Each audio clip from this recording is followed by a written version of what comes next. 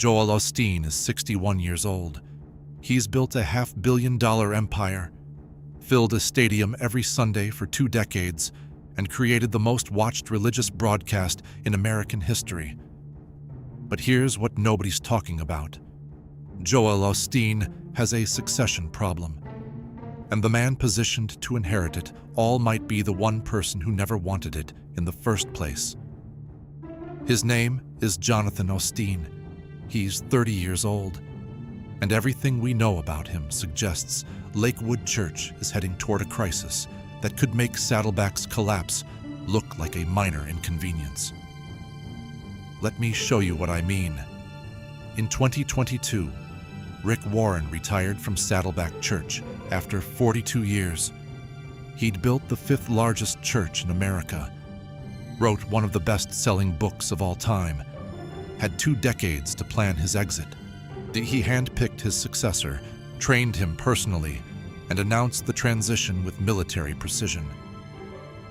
18 months later, Saddleback was in chaos. Attendance had dropped by nearly half. The new pastor resigned under pressure. Lawsuits emerged. The church that took 4 decades to build started unraveling in less than 2 years. And that was a planned succession with a chosen outsider. Now consider Lakewood. Joel Osteen hasn't announced any succession plan. He hasn't named a successor. He hasn't even acknowledged publicly that he's thinking about it. But the signs are everywhere that the church is quietly positioning Jonathan Osteen as the heir apparent. There's just one problem. Jonathan Osteen walked away once before, and the documented evidence suggests he might not be ready to carry what his father built. Let's go back to the beginning. Jonathan Osteen grew up in the most public Christian family in America. By the time he was 10 years old, his father was preaching to 40,000 people every week. His mother was co-pastor. His face appeared in family photos broadcast to millions of homes. He didn't choose any of this. He was born into it. In his early 20s, Jonathan stepped back from Lakewood entirely. He moved away from Houston. He stopped appearing in church services. He was conspicuously absent from the family's media appearances. The official explanation was vague. Personal journey, finding himself, the kind of language that sounds spiritual but says nothing. What we know is this: Jonathan Osteen, the only son of the most successful prosperity preacher in history, walked away from the family business at the exact moment most heirs would be stepping into leadership. That's not rebellion. That's reluctance. And reluctance in a successor is a red flag that church historians have seen destroy ministries before. Now he's back. He leads worship at Lakewood. He occasionally speaks from the stage. He's married with children and appears in family photos again. But here's what's different. Joel Osteen's charisma cannot be inherited. Joel Osteen has a specific gift that made Lakewood what it is. He smiles in a way that feels genuine, even through a television screen. He speaks in a cadence that sounds like a warm hug. He never raises his voice, never condemns, never makes anyone feel bad about themselves. This isn't a criticism. It's an observation. Joel Osteen is a generational talent at making people feel good about their faith. That's why 45,000 people show up every week. That's why his books sell millions of copies. That's why his television broadcast reaches 150 countries. Jonathan Osteen doesn't have this gift. Not yet, at least. Watch him lead worship. He's competent. He's skilled. He clearly loves music. But he doesn't command the room the way his father does. He doesn't have that gravitational pull that makes people lean forward in their seats. This isn't a character flaw. Very few humans have Joel Osteen's charisma. But very few humans are being positioned to take over a $500 million religious empire that runs entirely on the personal magnetism of its founder. The business side makes this even more complicated. Lakewood Church isn't just a church. It's a media company, a publishing house, a touring operation, a real estate holder, a brand that generates tens of millions of dollars annually through books, speaking fees, and broadcast revenue. The Compaq Center alone cost $105 million to renovate. The operating costs to run a facility that size are staggering. The staff numbers in the hundreds.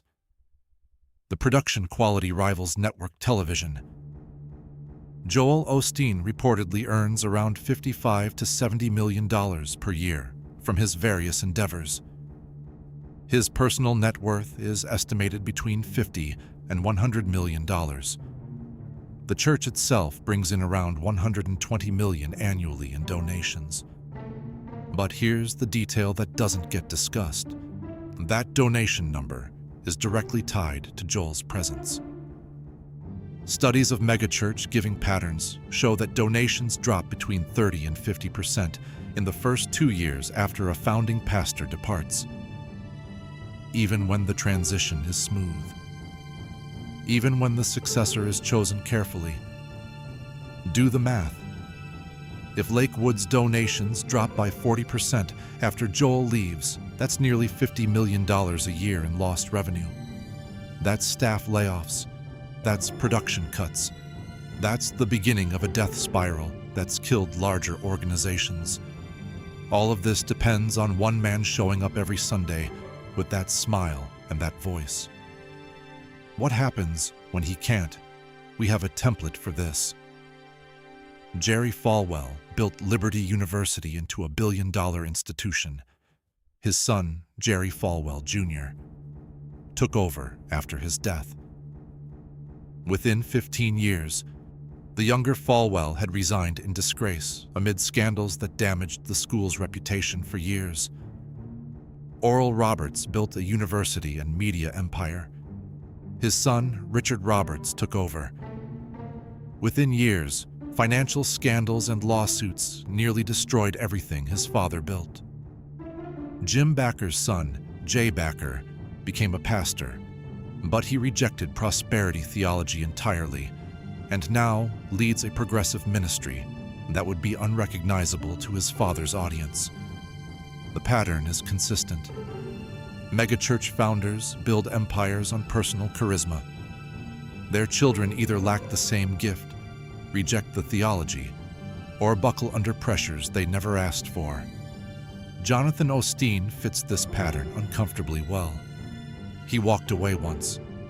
He came back, but not to the preaching role. He leads worship, which is the position of someone supporting the vision, not casting it. He speaks occasionally, but Joel remains the face, the voice, the brand. At 30 years old, Jonathan is the age Joel was when he took over Lakewood after his father John's death. But Joel had been working in television production at the church for 17 years before that moment. He knew the operation inside and out. He understood the media side, the broadcast side, the production side. Jonathan's background is music, which means if he takes over, he'll be learning the business while running it. That's exactly the scenario that destroyed Saddleback's transition. There's another factor nobody discusses publicly.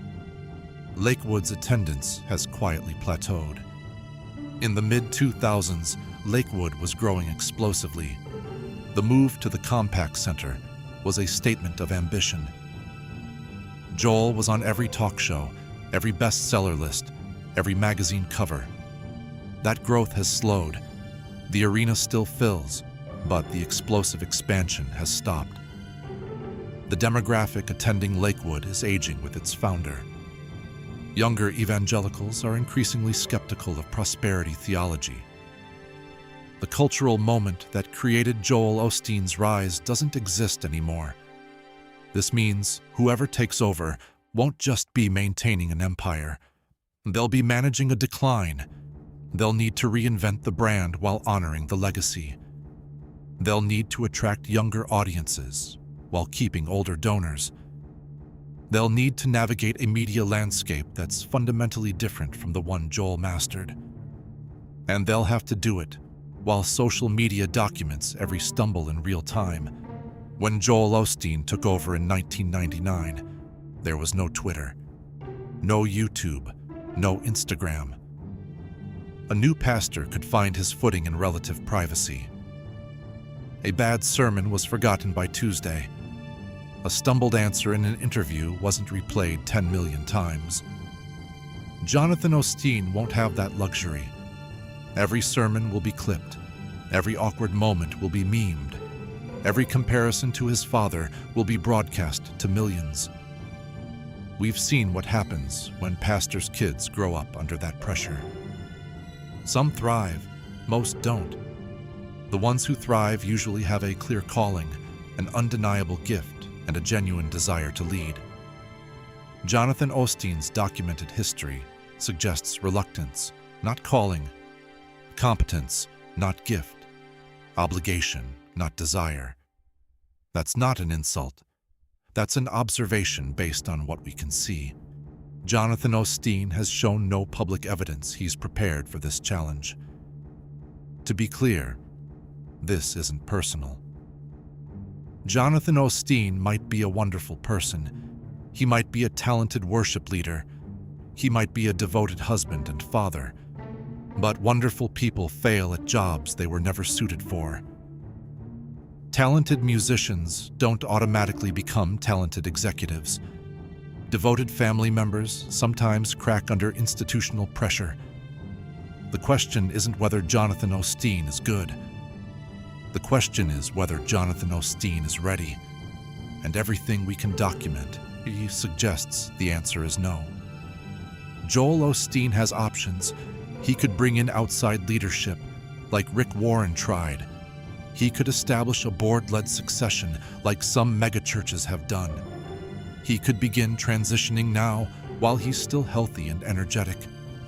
Instead, the documented pattern is quiet positioning of Jonathan without public acknowledgement of what's happening. That's not a succession plan. That's hope disguised as strategy. Lakewood Church has survived one pastoral transition before. When John Osteen died in 1999, Joel took over despite having never preached a sermon. He was terrified. He almost refused.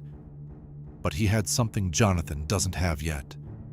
He had 17 years of preparation inside the operation, a clear mandate from his dying father, and a church small enough to grow into.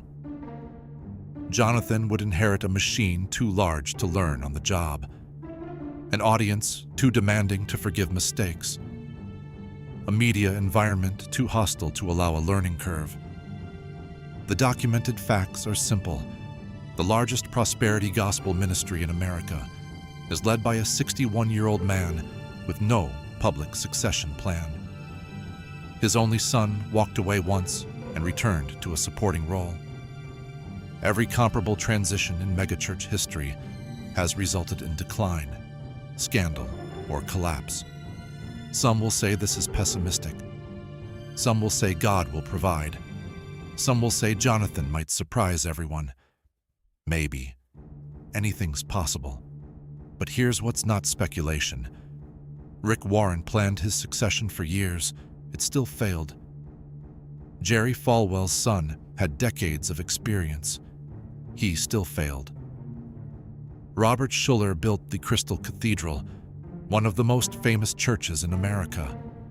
His children fought over control until the whole thing collapsed and the building was sold to the Catholic diocese.